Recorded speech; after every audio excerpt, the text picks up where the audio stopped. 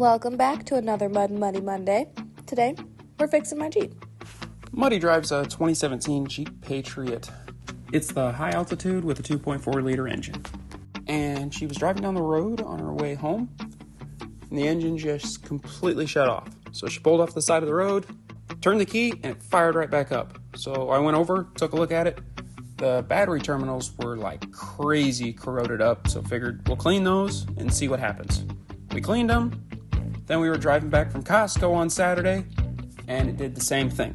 So we took it over to O'Reilly's, borrowed their scanner, and this is what came up. Showed replace crank positioning sensor. So I've never had to replace one of these before. This is going to be kind of a trial and error, sorry. But there are two ways of doing this if you look it up. You can remove the CV axle and actually be able to access the area, or you can bend back the heat shield by removing the 13mm bolt that's kind of in the way and do it that way, but you have no room. So we're going to try that way. Hopefully it works. One thing I will say is I'm pretty thin, and doing it this way, I could just barely get my arms around the CV axle and fit in between the areas that I had to in order to access this point. So this may not be a job that everyone wants to try and tackle. It's very tight quarters. Okay, this is what we're working with.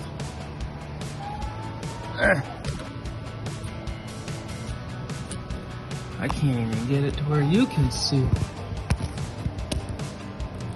Okay. It's easy to get to from here, but I gotta go like this. Oh, okay. So if I go like this, like this, like that. I do one of those. This is difficult.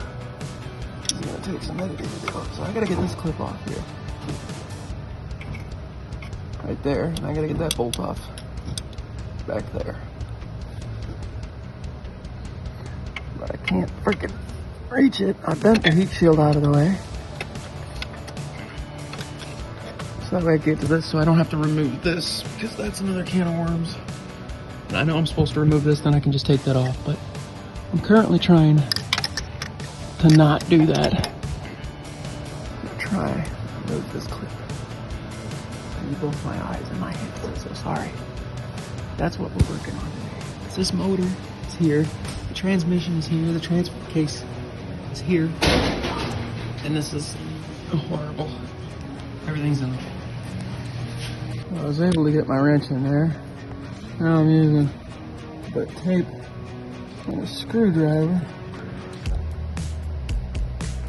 so I can turn it. It is turning it. I just keep on going around. It should pop off here soon.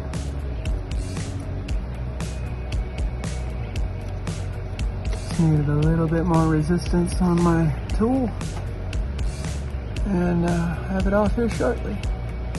Got it. Got it. There it is. You can't see it. It's too blurry. Just me. I got it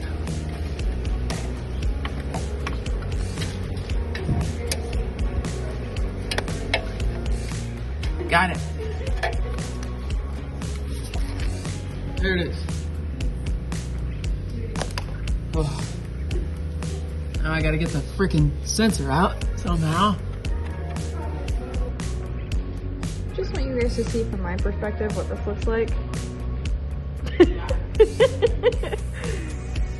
I'm working in school, and he's doing something.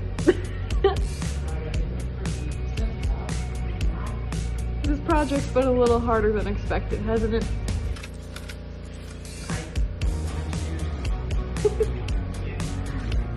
You've been creating your own tools. Yeah, show the tool. What'd you make? What is it? A sticky screwdriver. The only way to turn it is it's right at the point where you just have enough room to like turn your ratchet or turn your wrench, because I can't get a ratchet on there. I need a low profile one. And once you get to a certain point though, the ratchet the wrench will no longer like turn without pushing it down or pushing it back. Mm-hmm. So I could get my fingers on it, I'd just be able to do that, but I couldn't. So Yeah. sticky screwdriver. Sticky screwdriver. There you go. Got it. And I just gotta get the sensor out and figure out how we're getting going in. And we'll be in good shape. All right, what'd you find?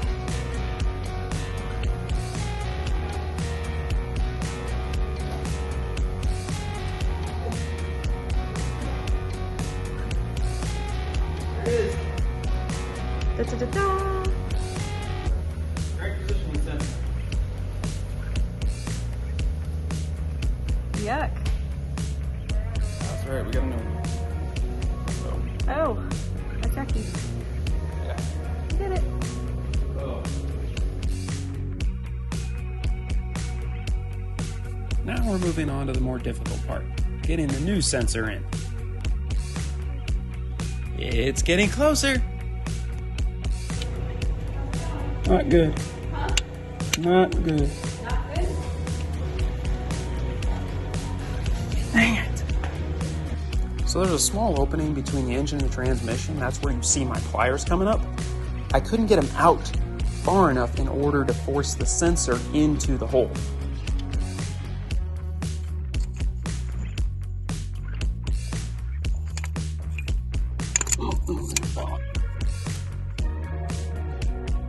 I had it sitting upright, just so I don't have to worry about spinning it.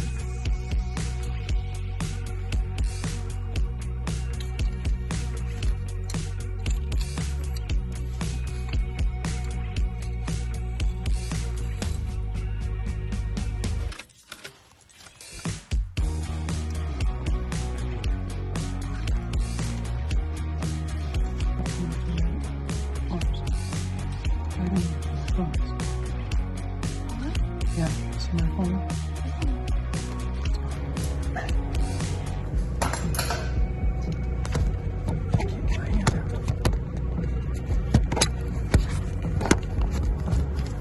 Focus, you piece of junk.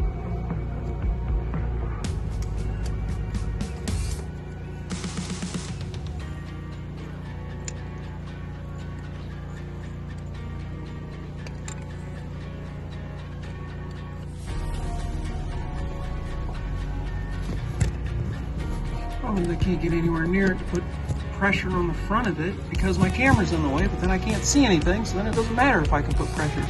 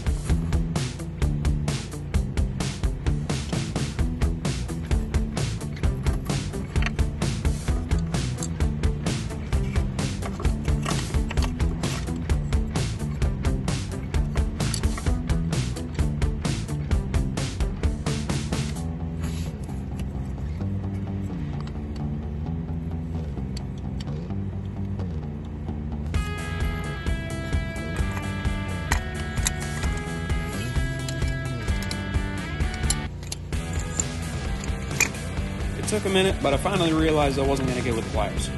So I just taped the sensor to a lone screwdriver, and we're going to try that.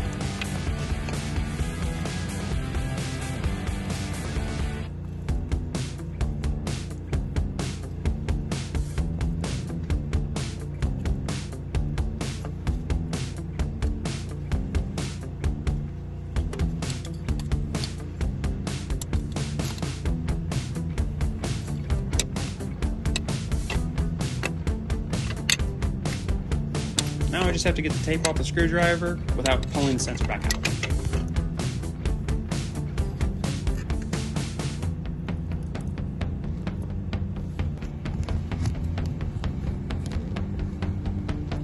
Well, it's in. nearly lined up.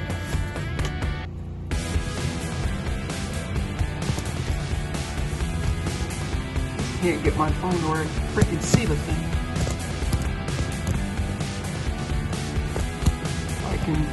If I could see behind it and see the side of it, I'm confident I can get it. Yes, if I could see, I could get it. It's gonna take some angling.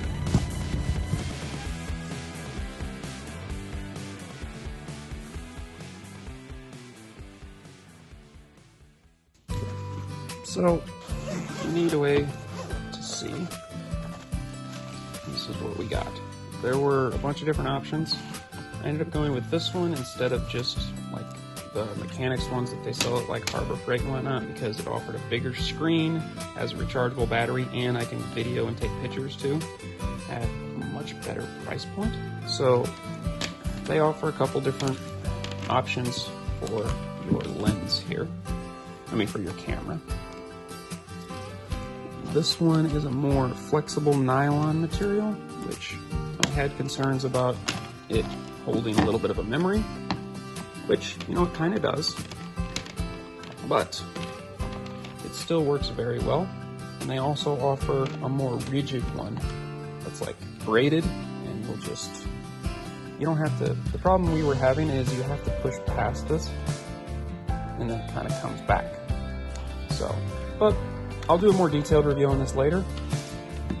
Helps if you take the lens just for storage.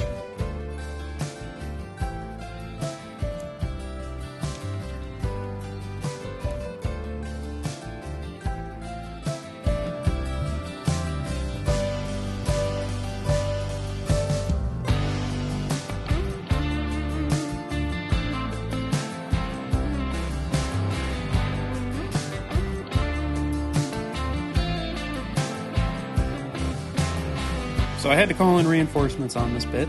It took 3 of us. One person to hold the camera, one person to hold the display so I could see, and then me reaching up in there to try and get this stuff on.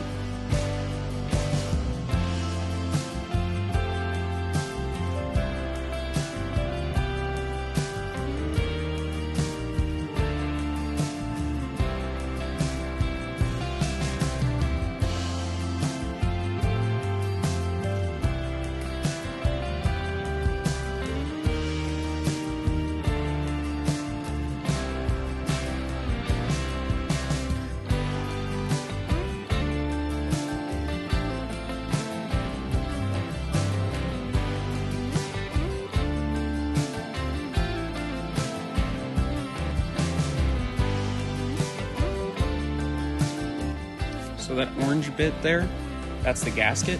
I wanted to push that in before I bolted it down. That way it wouldn't come in on an angle and rip the gasket.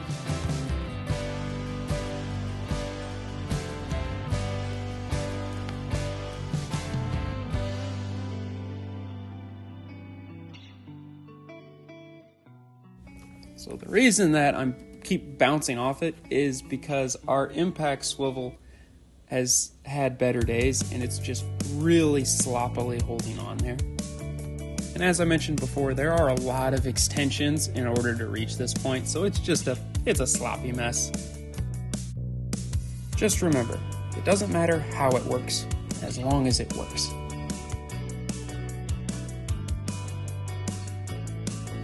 Next up, gotta get it plugged in.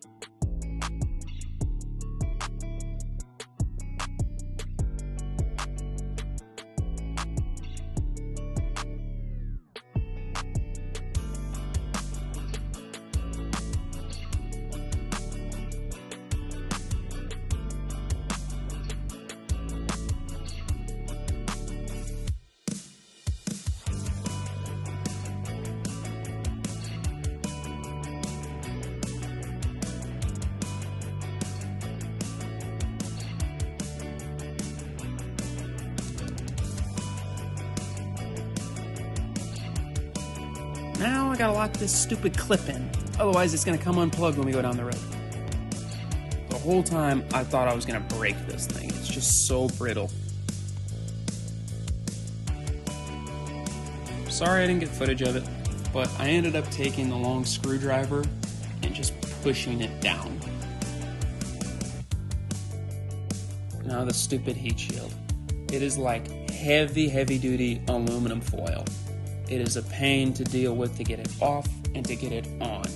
And then you gotta line the bolt hole up in it. I really didn't want to put it back on, but I was concerned about it cutting the wire because it's leaned up against it over time. Alright, see if she starts.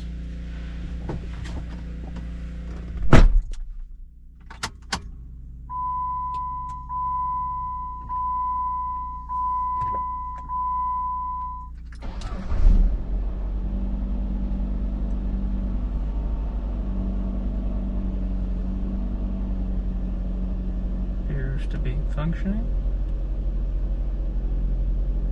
Started fine.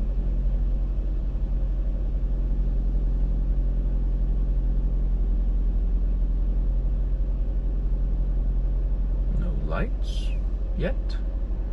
Won't know till a test drive to see if that actually fixed the problem, because I just unplugged the battery, so. But it started though, which means the thing is in fact plugged in correctly all the way. It's idling down. Okay. We'll see. Well, we took the extended route to one of our favorite local ice cream joints, Jeep. And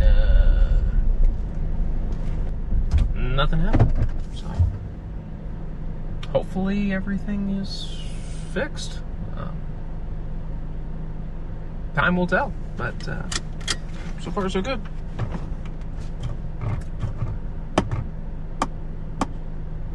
Yabberdoodles. Good night.